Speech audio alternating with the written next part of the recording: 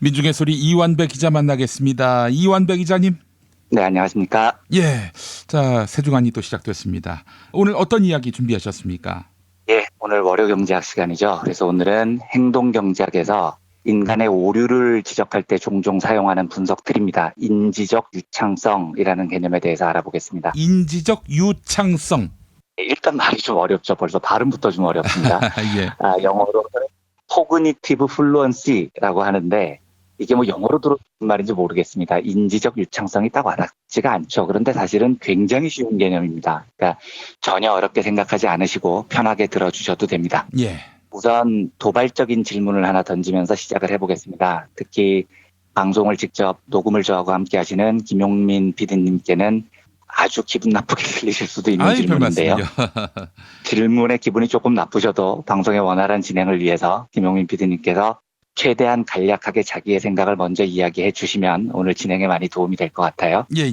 질문을 던집니다. 2012년 4월에요. 총선이 있었습니다. 예. 제19대 국회의원 선거였죠. 이명박 정권이 5년 동안 삽질한 것에 대한 민심의 준엄한 평가 분위기도 있었고 또 요 선거는 2012년 대선을 앞둔 전초전 같은 선거였습니다. 당시 또 낙곰수라는 빅히트 팟캐스트 스피커가 등장을 하면서 진보 지지자들의 결집력도 상당히 높았고요. 또 정치권에서는 야권이 뭉쳐야 이 지긋지긋한 한나라당 새누리당 정권을 끝낼 수 있다는 절박함도 있어서 야권 연대도 그전에 보궐선거부터 비교적 잘 이루어졌다는 평가를 받았습니다. 그래서 전체 지역구에서 골고루 민주통합당과 통합진보당 야권 연대가 이루어졌고요. 그 당시 그 선거 예측이 정권 말기 선거이니만큼 야권이 조금 유리하다, 굉장히 접전인데도 야권이 다소 유리하다 이런 전망이 많았어요. 예. 그리고 출구조사가 발표됐을 때만 해도 민주통합당이 128석에서 150석 사이, 새누리당은 126석에서 151석 사이, 그러니까 진짜 비슷한 접전으로 나왔는데 실제로 개표를 까보니까 출구조사조차 크게 빗나갔을 정도로 야당이 패배를 합니다. 새누리당이 152석으로 과반수를 차지했고 민주통합당은 127석밖에 차지하지 못했죠. 통합진보당이 13석을 차지했지만 자유선진당도 5석을 건졌기 때문에 하여간 뭐 전체적으로 보수 진영이 과반수를 넉넉하게 확보하는 그런 결과가 나옵니다. 이제 여기서 던지는 도발적인 질문은 이겁니다. 여러 정황상 접전일 것으로 보이긴 했지만 그래도 민주진보 진영에 상당히 유리해 보였던 선거였는데 왜 뜻밖의 이런 패배를 당하게 됐을까요? 2012년 총선 참패의 원인이 무엇이었는지를 설명해 보십시오라는 시험 문제가 나왔습니다. 한 문장으로 짧고 간략하게 대답해 주세요라는 시험 문제가 나왔다면 김용민 PD님께서는 어떤 답을 내시겠습니까? 이명박 씨의 학정 그리고 그릇된 통치 이거보다는 김용민이라는 정치 신인의 그간의 대먹지 않은 그런 인생에 대한 심판 이게 더 강했다. 아니 그 답을 예상을 했는데 그렇게까지 잔인하게 말씀하실 필요는 없으셨습니다. 그렇습니다. 그래서 이명박이의 그 악행보다는 김용민이의 과거의 그 반듯하지 못한 삶이 국민들의 분노를 더 크게 자아냈구나 하면서 마치 제가 이명박 수준으로 올라간 정치적 위상. 예. 그러니까 제가 원래 그 예상했던 대답은 김용민의 막말 파동이다 요 정도 대답을 원했는데 네. 아니 본인 스스로께서 그렇게 대먹지 않은 인생이라고 이야기를 하시면 질문한 제가 너무 나쁜 놈이 되지 않습니까? 아니 사실이었습니다. 어떡하겠어요.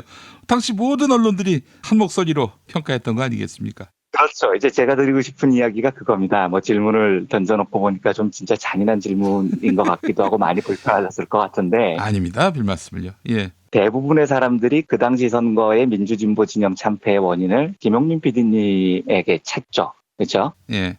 김용민의 막말 파동이 그 선거를 사실 굉장히 야권에 유리했던 선거를 말아먹는데 가장 설득력 있는 한 문장으로 지금까지도 분석이 되곤 합니다.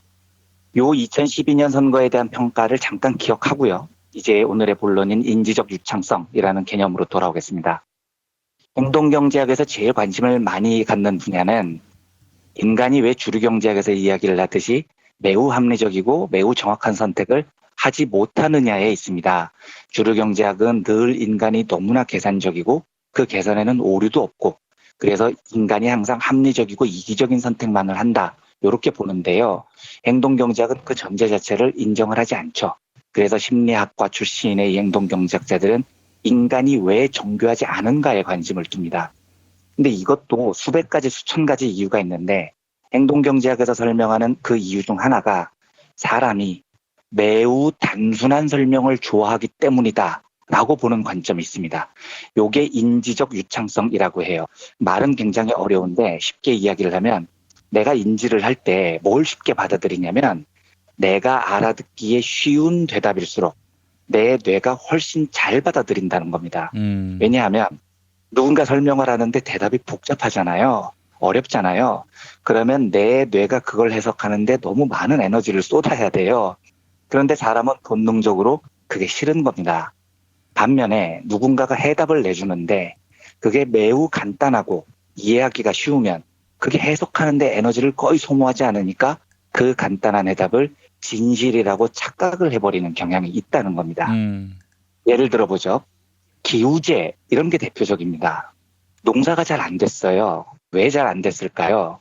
올해 농사를 망친 이유가 실로 다양하고 복잡할 거잖아요. 그러면 그 복잡한 이유를 잘 풀어내고 연구를 열심히 해야 내년에 농사를 안 망칠 수 있는 거죠.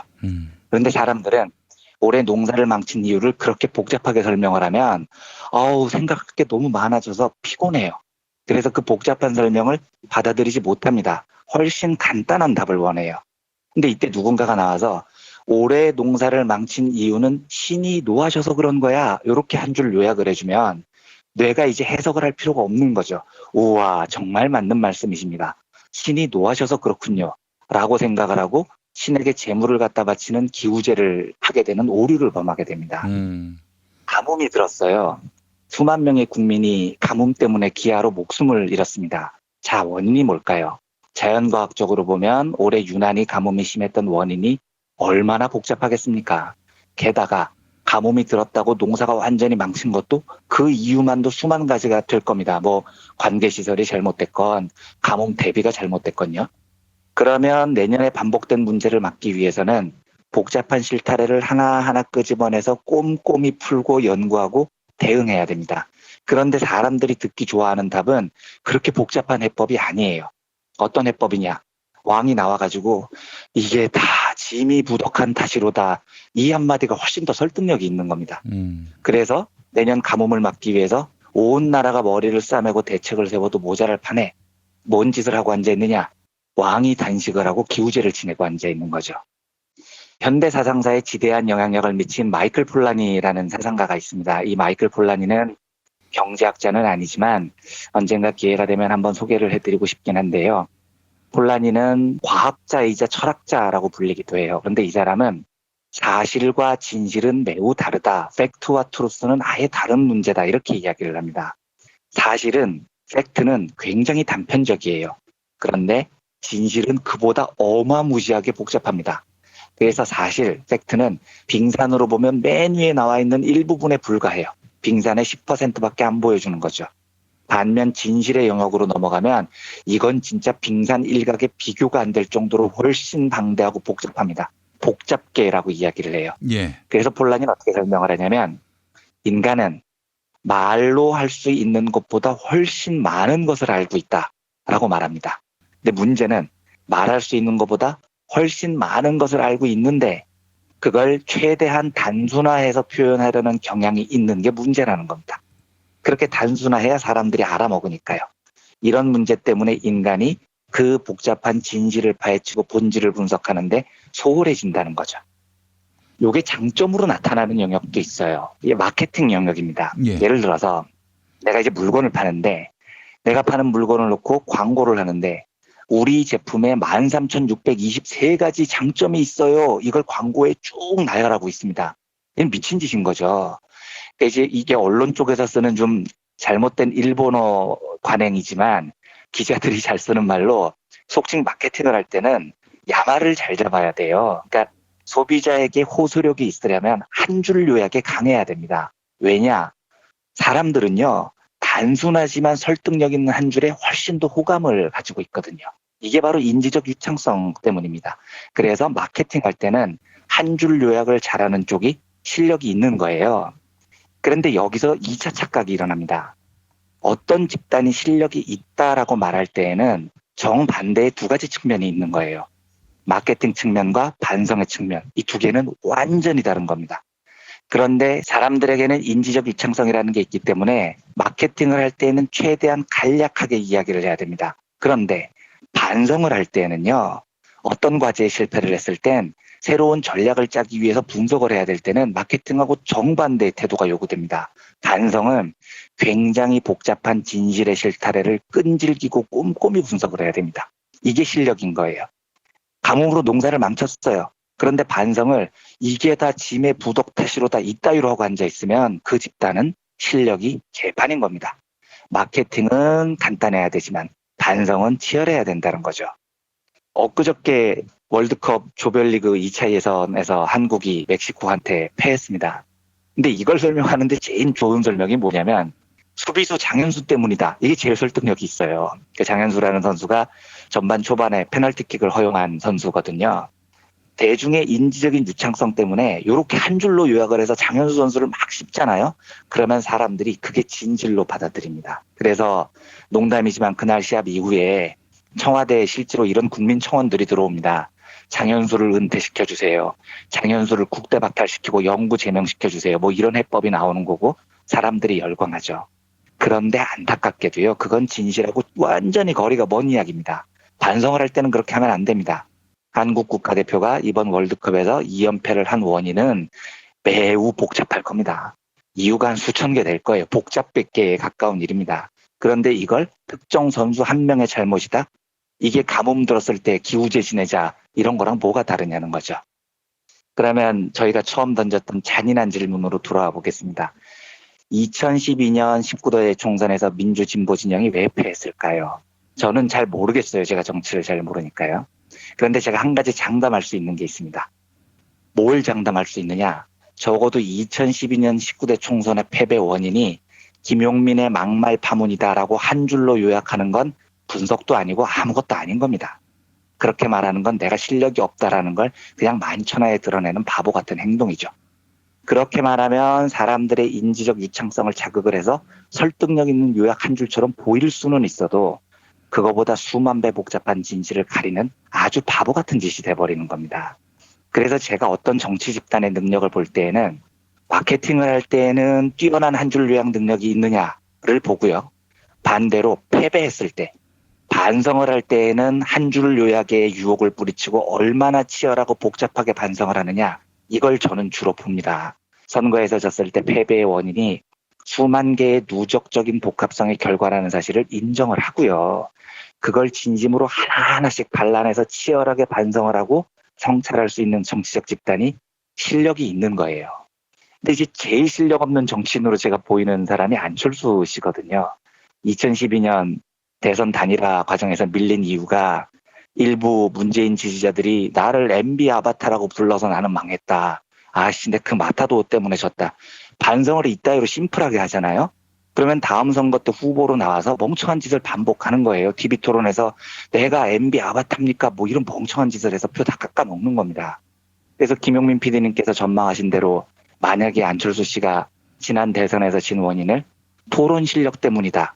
요 따위로 분석하고 그거 연습하고 자빠져 있으면 이 사람한테는 영원히 기회가 없는 겁니다. 반성하는데 실력이 드러나는 거죠. 제가 오늘 인지적 유창성 이야기를 드리는 이유는 자유한국당이나 바른미래당 등등 이번 선거에서 참패한 보수 세력 실력이 지금부터 정말 적나라하게 드러날 거예요. 그러니까 얘네들이 전반적으로 60년, 70년 한국 정치사에서 보면 패배보다도 승리의 경험이 훨씬 많습니다. 그래서 선거를 할 때 마케팅의 능력은 없지 않은 것 같아요. 그러니까 대중들의 인지적 유창성을 이용하는 마케팅 실력은 있습니다. 그래서 한 줄 요약은 되는 애들이에요. 반공, 북풍, 옳건 그르거든요. 이번에도 경제를 통째로 넘기시겠으니까 뭐 이런 식으로 사람들의 생각이 단순하다는 걸 알고 최대한 자기 주장을 심플하게 요약하려고 하는 노력은 있습니다. 그런데 이 보수 집단의 실력은 지금부터 아주 드물게 당한 패배를 했을 때 반성을 어떻게 하느냐는 요 파트에서 드러날 겁니다. 반성은요, 마케팅 할 때처럼 한 줄 요약으로 하면 망하는 겁니다. 인지적 유창성이라는 오류에 빠지는 거죠. 얼마 전 우연히 TV를 보니까 전원책 변호사가 유시민 작가하고 토론을 하는데 이번에 보수가 패한 건 이유가 두 가지밖에 없어요. 문재인 대통령하고 남북 평화 모두 이것 빼면은 이유가 두 개밖에 없는 거지 이러시던데 예, 그게 실력이 없다는 거예요. 진짜 이번 선거의 참패 원인이 딱 그거 두 개일까요? 그렇게 요약을 하면 쉽겠죠. 설명하는 데는요. 하지만 수십 년 동안 누적된 보수들의 적폐가 복잡계의 사슬을 거쳐서 촛불 집회로 폭발을 해버린 거예요. 그런데 고작 반성하는 실력이 문재인만 없었으면, 정상회담만 없었으면, 이따위로 반성을 하고 있으면 영원히 그 수준에서 못 벗어나게 될 겁니다. 이건 뭐 사실 우리 진보 진영도 마찬가지죠. 잘 안 됐을 때 반성을 잘해야 됩니다. 이 모든 건 땡땡땡 때문이야 라는 한 줄 요약이요. 듣기는 좋아도 진실은 아닌 겁니다. 진실은 빙산의 아래에는 훨씬 더 복잡한 거죠. 그래서 치열하게 반성해야 개선의 실마리를 찾을 수 있습니다. 선거가 끝나고 보수 진영의 반성 행태를 보면서 아직도 많이 멀었구나 뭐 이런 생각이 들어서 오늘은 행동경제학에서 말하는 대표적인 지식 오류 중에 하나 인지적 유창성이라는 개념에 대해서 살펴봤습니다. 예, 알겠습니다. 인지적 유창성. 네. 예, 오늘 새로운 개념을 알게 됐습니다. 자, 이현배 기자님, 내일 또 뵙도록 하겠습니다. 네, 감사합니다.